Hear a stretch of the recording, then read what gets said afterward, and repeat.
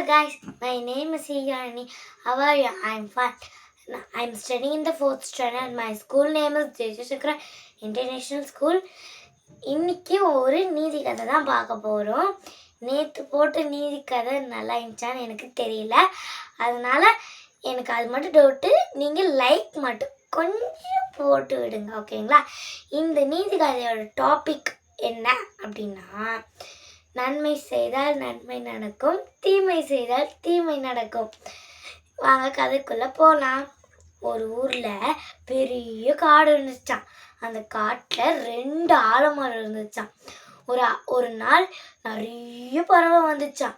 அந்த பறவைலாம் ஃபஸ்ட்டு ஒரு மரத்துக்கிட்ட போய் கேட்டுச்சான், மரமே நாங்கள் கூடு கட்டிக்கலாமான்னு ஒன்னே அந்த மரம் என்னோட இதுலலாம் கட்டக்கூடாது அப்படின்னு நினச்சான். அதனால எல்லாம் சோகமாக இன்னொரு மரத்துக்கிட்ட போச்சான். இன்னொரு மரத்துக்கிட்ட போய் கேட்டான், மரமே நான் இங்கே கூடு கட்டிக்கவா அப்படின்னோடனே, நீங்கள் கட்டிக்கோங்க, எனக்கு ஒன்றுமே இல்லை, நீங்கள் எவ்வளோ நாள் வேணால் கட்டிக்கலாம் அப்படின்னு சொன்னோடனே அந்த குருவிகளுக்கெல்லாம் ரொம்ப சந்தோஷமாக இருந்துச்சான். அதனால் அவங்க கட்டிக்கிட்டாங்களாம். ஒரு நாள் முட்டை போட்டு குஞ்செல்லாம் பறித்து நிறைய குஞ்சு வந்துச்சான். ஒரு நாள் மரத்தை வெட்டுறவர் வந்தாராம். அவர் மரத்தை வெட்டுறதுக்காக ஒரு மரமாக பார்த்துட்டு வந்துட்டுருக்காராம்.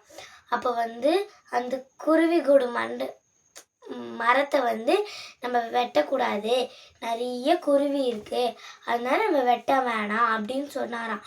அதுக்கப்புறமா கொஞ்சம் தூரம் நடந்து போனப்ப இன்னொரு மரத்தை பார்த்தோன்னே, இந்த மரம் நல்ல தடியாக இருக்குது, நம்மளுக்கு நிறைய விறகு கிடைக்கும் அப்படின்னு சொல்லிட்டு அந்த மரத்தை வெட்டிட்டாராம்.